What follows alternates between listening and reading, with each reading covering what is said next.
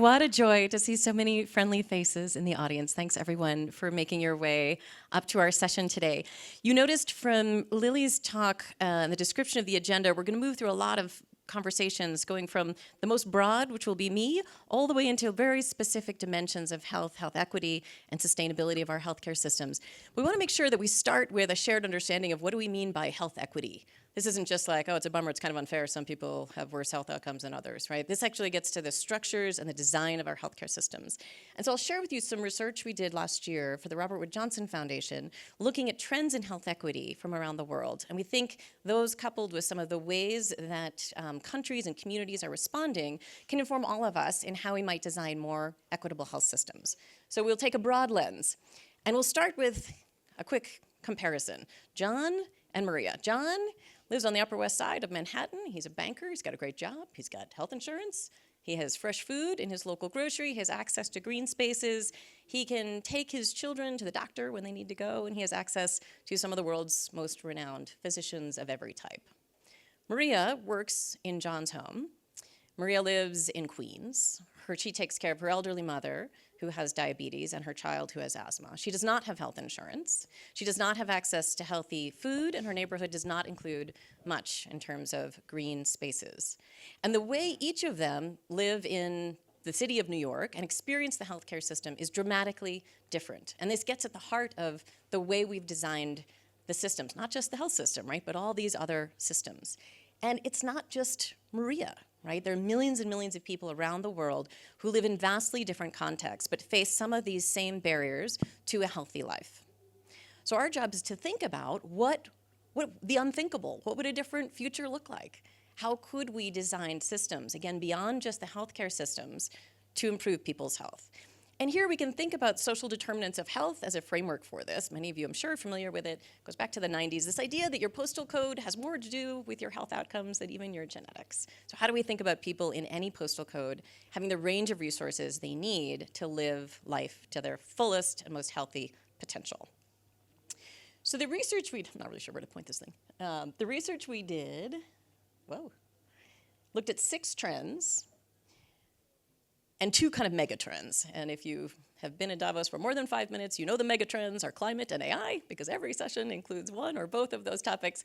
But the other trends might surprise you, and we'll go through them one by one. And then we'll look at how they connect, because you will see these connections as I describe them. And what's interesting is to think about what could you do in the idea of multi-solving. What are some of the things you could do that would actually act against multiples of these trends with one kind of intervention?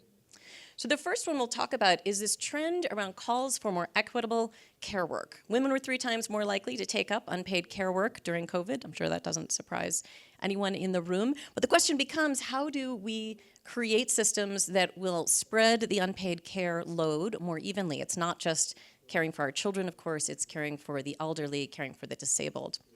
We did this research globally, and then we visited Bogota and saw the care blocks. Have any of you heard of Bogota's care blocks in here? So it's fascinating. They've been written up actually quite a bit. The city of Bogota has designated real estate in different parts of the city where you can walk in, drop your child off to do something fun, take your laundry over and have your laundry done, go meet someone about a business you'd like to start, go to an exercise class, go to a health class to train you on whether it's heart health or sexual reproductive health. You can get services, healthcare services there, while your children are entertained. We had an older woman who was there with her husband, and they were doing this darling salsa class together, and then he was gonna go and get a massage while she went and did a yoga class. So there are these interesting sets of services, and what stood out here was the incredible dignity of these. There's no stigma like, oh, I gotta use this service, so I'm not gonna use it because I don't want my neighbors to know that I need this service, right? The stigma that goes along with so many of these things in other contexts in Bogota was extraordinary. The dignity with which each person was treated in the center, and then for everyone providing the services in the center, a real privilege to care for their neighbors, in fact, funded by city government. In a really interesting model that creates a huge break in the long days that are associated with many unpaid caregivers. The second trend relates to that in terms of longevity. Our caregiving needs grow as lifespan grows. 16% of the population will be over 65 years old by 2020. and something like 75% of that growth is going to be in low and middle income countries, places that have not invested in many different models for elder care. Japan frequently stands out as a model that has, as a country that has invested in the elderly. They have incentives to keep people employed into their 70s. They have policies on the books in terms of elderly accessibility to public spaces, to transportation. And they set up an interesting intergenerational project following the tsunami in 2011, where you have these houses where multiple generations come together for meals, for fun, for entertainment, for study help, and it creates a tremendous amount of respect for the elderly, rather than many models that might try to separate the elderly from the rest of their community. I think there's a lot to learn from Japan, not just this. The third trend that we looked at, whoa. And now it's time for drinks. No, just kidding. The third trend really relates to data and the surge in data related to health. So did anyone know practically a third of all the data in the world is health data?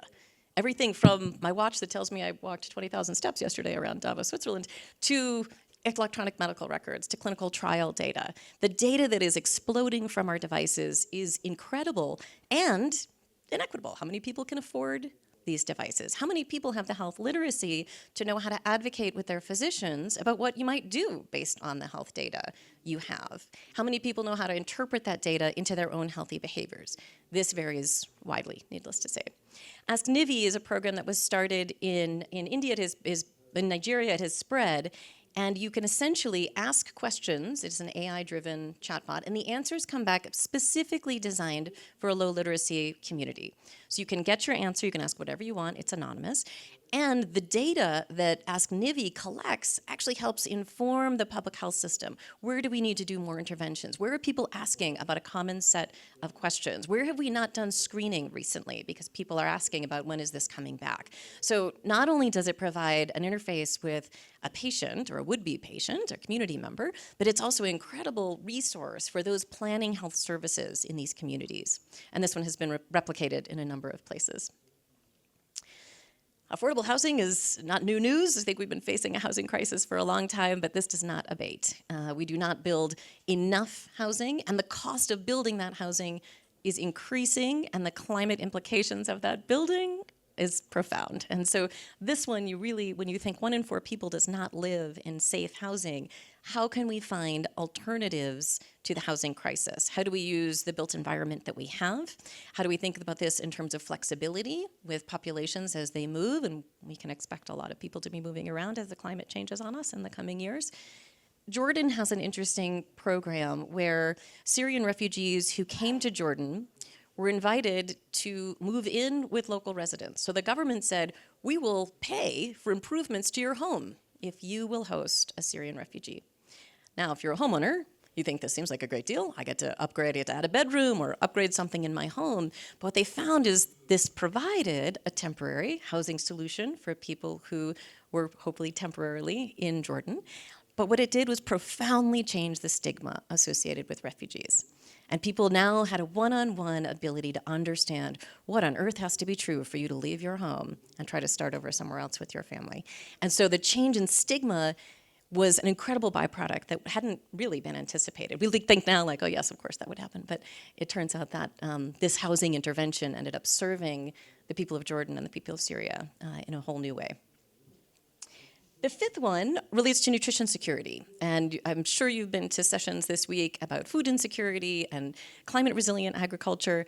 Here, it's 3 billion people who in 2020 were not able to afford healthy food. We think about the ways this is going to be compounded, the incentives in the private sector to push processed foods, and the lack of local healthy food, even in a story like Maria's, in parts of some of our wealthiest cities.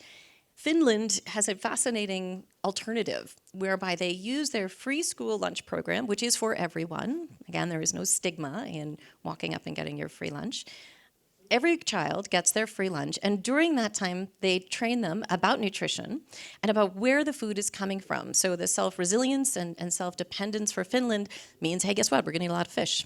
We're gonna eat a lot of chicken, and that's why, right? We're not gonna move food all around the globe, so you have every berry you want in any meal you might prefer to have it. And there is a tremendous amount of pride that comes from this, and children actually not just eating the healthy food and therefore having the benefit of healthy food, but actually understanding the connection between that food and the place where they live. The last I'll touch on relates to the growing demand for public spaces. So remember when like that big street was full of cafes, or the bike lanes were for walkers and the bikes got the space in the car? COVID really ignited our imagination about what's possible in public spaces. But 70% of the world is really increasing demand for public spaces. And this example in Louisville is one of my favorites. So in Louisville, which is a fast-growing, we call them heat islands in the United States, cities where the routine temperature is rising. They don't have enough tree cover, there's not enough shade, and they face a tremendous infrastructure problem as a result of this. So they did a clinical trial with trees as the medicine. So literally control group, intervention group, $12 million, plant a couple thousand trees, and they could trace the decrease in the blood markers for inflammation. Inflammation, of course, a precursor to diabetes and heart disease and so many things, right? And they found that the community that got the trees, the biomarkers decreased between 13 and 20% with trees. And it's a pretty cheap intervention compared with a lot of the healthcare interventions you might think of on a population level.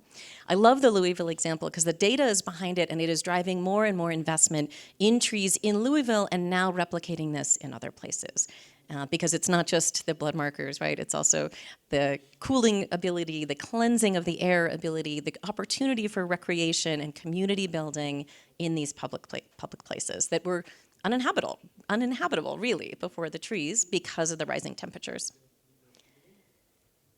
So many of these trends, you could probably see this connection, right? Unpaid care, links to longevity because we're gonna need different kinds of care solutions. And if I'm caring for a child and I wanna take them outside, I need a healthy public space where I can take them. If I want to think about the surge in digital health information, what is the role of AI? Needless to say, is a topic that everyone is thinking greatly about. How do we do that in a way that's equitable, both from a product design perspective, as well as from a data interpretation perspective? When we think about increasing risks to nutrition security, the connections to climate are obvious. But nutrition also relates to so much of our ability to raise our children to healthy adults, to keep our elderly healthy. So you can see the concept of multi-solving is not an idea I came up with, but the multi-solving idea across all of these trends is something that I think holds tremendous promise for us in healthcare, but in any other public system or private system that interacts with the public system for driving improved health equity. I hope that this gives you a sense of what is possible. From an AI perspective and a climate perspective, there are lots of different interventions we might imagine. I think, again, whether it's transparency and ethical use of AI, whether it's using AI to design inclusive solutions, whether it's considering the climate implications on the front end of an intervention, or whether it's incorporating the climate implications in the implementation of an intervention. All of these things we see connections. This is the broadest perspective you're going to get this afternoon on health because it is so much more than the strict health systems, the biomedical systems that we think of in a pure health system sense. But I hope this gives you some optimism for ideas that stretch beyond maybe what any of us do in our day job to drive health outcomes around the world. With that, I'm going to hand the mic over to Lily and bring up our first panel. Thank you so much for your attention.